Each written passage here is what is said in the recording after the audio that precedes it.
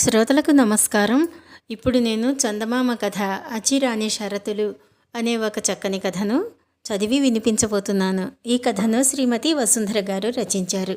మీకు కథ నచ్చినట్లయితే తప్పకుండా మీ అభిప్రాయం తెలియచేయండి. ఇంత మటుకు సబ్స్క్రైబ్ చేసుకొని వారు తప్పకుండా సబ్స్క్రైబ్ చేసి లైక్ చేయండి. ఇంకా కథలోకి వెళ్దాం. ఒక ఊరి జమీందారుకు అకస్మాత్తుగా దానకర్ణుడు అని పేరు తెచ్చుకోవాలని బుద్ధి పుట్టింది. అయితే ఆయన స్వతహాగా లోభి. దానం కోరి వచ్చిన వాణ్ణి ఏదో ఒక వంకన అవతలికి పంపడమే ఆయన ఉద్దేశం. అందుచేత డబ్బు ఇవ్వనని సూటిగా చెప్పటానికి బదులు డబ్బు ఇవ్వటానికి ఏదో ఒక షరతు పెడుతూ ఉండేవాడు. ఆ ఊళ్ళోనే రంగడు అనే అనాథ ఒకడు ఉండేవాడు. వాడు ఊళ్ళో అందరికీ పనులు చేసి పెడుతూ తన జీవితం వెళ్ళబుచ్చుకుంటున్నాడు. జమీందారు గారు దాన ధర్మాలు చేస్తున్నాడని విని రంగడు ఆయనను చూడబోయాడు. ఎవరు నువ్వు అని జమీందారు అడిగాడు. ఎవరికీ తెలియని అభాగ్యుణ్ణి బాబయ్య, తమరు కనకరిస్తే దానం పుచ్చుకుందామని వచ్చాను అన్నాడు రంగడు. నిజంగానే నిన్ను ఎవరూ ఎరుగరా? నిన్ను ఎరగని వాళ్లను ఎంతమందిని తెస్తే అన్ని 100 వరహాలు నీకు ఇస్తాను అన్నాడు జమీందారు. దానికేం భాగ్యం అని రంగడు బయలుదేరబోతూ ఉంటే జమీందారు వాణ్ణి ఆపి, ఇదిగో చూడు, ఏ రోజు నువ్వు మొట్టమొదట చూసిన మనిషి నిన్ను ఎరగనంటాడో వాణ్ణే తీసుకురావాలి. ఆ తరువాత చూసిన వాళ్ళు పనికిరారు అన్నాడు. సరేనన్నాడు రంగడు. ఆ రోజు వాడు మొదట చూసిన మనిషి వాణ్ణి ఎరిగినవాడే. మర్నాడు రంగడు తెల్లవారకుండానే నిద్రలేచిపోయి తనకు ఆటే పరిచయం లేని వీధిలోకి వెళ్ళి ఒక సందులోకి తిరగబోతూ ఉండగా అక్కడొక బిచ్చగాడు తగిలి, ఎవరది? రంగడా? ఏం బాబు, ఇంత పెందలాడే ఈ వీధికొచ్చావు అని అడిగాడు. ఆ రోజుకు 100 వరహాల అవకాశం పోయింది. ఆ బిచ్చగాడికి ఒక కాలు లేదు. ఎప్పుడో ఆ బిచ్చగాడి కర్ర పడిపోతే రంగడు వాణ్ణి లేవతీసి కర్ర అందించాడు. ఆ విధంగా రంగడు ఆ బిచ్చగాడికి బాగా గుర్తున్నాడు. ఆ మర్నాడు రంగడు ఊరి పొలిమేరలోకి పోయాడు. ఎవరో పొరుగురు నుంచి వస్తూ ఉండటం చూసి రంగడు చాలా సంబరపడ్డాడు. ఆయన ముఖం రంగడికి గుర్తురాలేదు. అయ్యా, మీరెవరో నాకు తెలీదు. శ్రమ అనుకోక ఒకసారి నాతో జమీందారు గారి ఇంటికి వస్తారా అని రంగడు ఆయనను అడిగాడు. ఆయన వాణ్ణి యగాదిగా చూసి, నువ్వు రంగడివి కాదు, ఇప్పుడు జమీందారు గారి ఇంటికి పోవలసిన అవసరం ఏమిటి అని అడిగాడు. రంగడు నిస్పృహగా, అవునులేండి, అవసరం లేదు అని ఆయన వెనుకనే వచ్చేశాడు. ఆయన గ్రామకరణం గారి మామగారు. ఒకరోజు రంగడు ఆయనకు కాళ్ళు పట్టాడు. అందువల్ల ఇవాళ రంగడు 100 వరహాల అవకాశం పోగొట్టుకున్నాడు.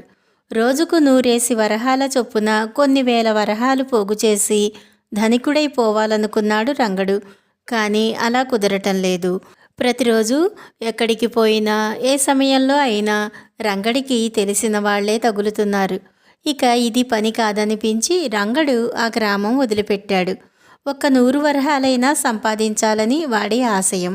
ఒక రాత్రి అంతా నడిచి రంగడు ఒక గ్రామం చేరుకున్నాడు. బాగా అలసిపోయి ఉండటం చేత వాడికి ఎక్కడన్నా నడుము వాల్చాలనిపించింది. వాడు ఒక ఇంటి తలుపు తట్టాడు.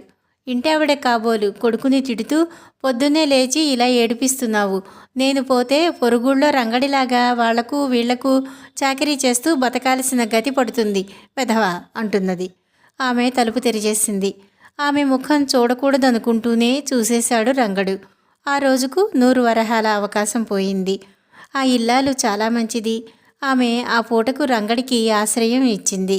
వాడు ఒక కునుకు తీసినాక ఆమె వాడికి అన్నం పెట్టింది. తన పేరు ఆ ఊళ్ళో వాళ్ళు సామెతగా చెప్పుకుంటున్నారు కనుక రంగడు మరో ఊరు వెళ్ళాడు. అక్కడ వాడికి దురదృష్టమే ఎదురయ్యింది.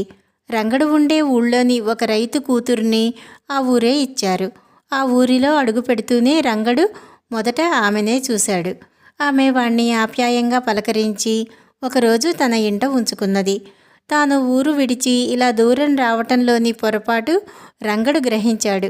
ఇప్పుడు తనకు తెలియని మనిషి కనిపించినా ఆ మనిషిని తన ఊరి జమీందారు దగ్గరకు తీసుకుపోవటం సాధ్యం కాదు. అందుచేత రంగడు తన తిరుగుడు కట్టిపెట్టి ఒక కొత్త ఊళ్ళో వాళ్లకు వీళ్లకు పనులు చేస్తూ జీవితం గడపసాగాడు. ఇలా 20 ఏళ్లు గడిచాయి. రంగడి జీవితంలో ఏ మార్పు లేదు.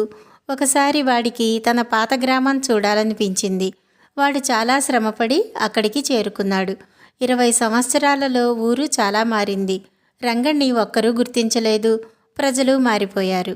పాత జమీందారు బతికి ఉంటే తాను ఇప్పుడు 100 వరహాలు సులువుగా సంపాదించవచ్చు. కానీ ఆయన పోయాడని, ఆయన కొడుకు కొత్త జమీందారు అయ్యాడని రంగడికి తెలిసింది. రంగడు కొత్త జమీందారు వద్దకు వెళ్ళి తన కథ అంతా చెప్పుకుని, ఇప్పుడు ఊళ్ళో నన్ను ఎవరూ ఎరుగరు. రోజుకు మనిషికి 100 వరహాల చొప్పున ఇప్పించి మీ తండ్రిగారి మాట నిలబెట్టండి అన్నాడు. జమీందారు కొడుకు నవ్వి, నువ్వు ఎవరో నేనెరగను. నిన్ను గురించి మా తండ్రిగారు ఎన్నడూ నాతో అనలేదు. కానీ మా తండ్రిగారిలాగే నేను దానకర్ణుణ్ణి. అందుచేత ఒక షరతు పాటిస్తే నీకు దానం ఇవ్వగలను. ఏ రోజైనా నిన్ను మొదట చూసిన మనిషి గుర్తుపడితే అతన్ని తీసుకునిరా. నీకు 200 వరహాలిస్తాను. ఈ విధంగా నువ్వు రోజుకు 200 వరహాలు సంపాదించవచ్చు అన్నాడు. రంగడికి ఈ షరతు లాభసాటిగా కనిపించి అక్కడి నుంచి వచ్చేశాడు. రంగడు గ్రామంలో తనను మునుపు ఎరిగి ఉండిన మనుషుల కోసం ప్రతిరోజు వెతికాడు. రోజులు వారాలు గడిచిపోయాయి. కానీ వాడు ఇంకా 200 వరహాలు సంపాదించలేదు. ఒకరోజు రంగడు తెల్లవారుజామునే ఊరి పొలిమేరలలో ఉండగా ఒక గుర్రపు బగ్గి ఊళ్ళోకి వస్తూ కనపడింది. అందులో కొత్త జమీందారు ఉన్నాడు. రంగడు మహదానందపడి, అమ్మయ్య, ఇన్నాళ్లకు నన్నెరిగిన వారు తొలి దర్శనంలో తగిలారు. తమ ఇంటికి వస్తాను. 200 వరహాలు ఇప్పించండి అన్నాడు. ఎవరు నువ్వు?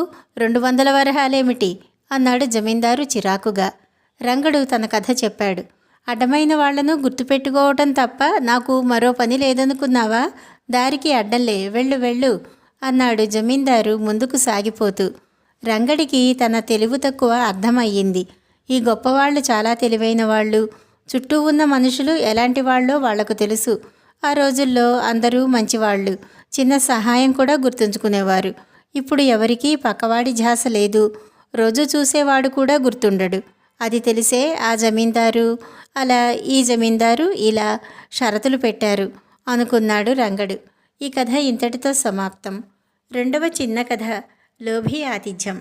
ఈ కథను శ్రీ రామచంద్రుని కొండయ్య గారు రచించారు.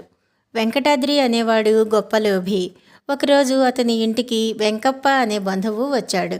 వెంకప్ప ధోరణి చూస్తే అతను భోజనానికి ఉండేటట్లు వెంకటాద్రికి తెలిసిపోయింది.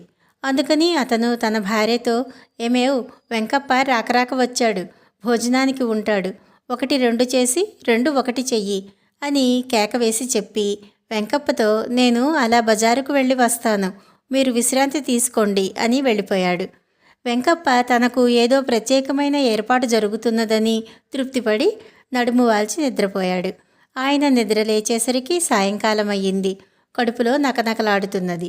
వెంకటాద్రి సూర్యాస్తమయం వేళ తిరిగి వచ్చి, ఏమేవ్, వంట అయ్యిందా? అయితే వడ్డించు అన్నాడు. ఇద్దరూ భోజనాలకు కూర్చున్నారు. వెంకటాద్రి భార్య వాళ్లకు తోటకూర ఆకు పులుసు, తోటకూర కాడల ఇగురు వడ్డించింది. ప్రత్యేకం ఏమీ లేనందుకు వెంకప్ప నిరాశపడుతూ, మీరు 1ని 2 చెయ్యటం, 2ను 1 చెయ్యటం అన్నారు, దాని అర్థమేమిటి అని అడిగాడు. ఏమున్నదండి, ధరలు మండిపోతున్నాయి కాదు, ఇంట్లో తోటకూర తప్ప లేదు, దాన్నే 2 రకాల ఆధరువులు చెయ్యమన్నాను. కరువు కాలం కదా, అందుచేత మధ్యాహ్నం భోజనము, రాత్రి భోజనము ఏకం చేసి సాయంకాలం భోజనం చెయ్యమన్నాను అన్నాడు వెంకటాద్రి. వెంకప్ప అర్థం చేసుకుని భోజనం కాగానే సెలవు పుచ్చుకున్నాడు. ఈ కథ ఇంతటితో సమాప్తం.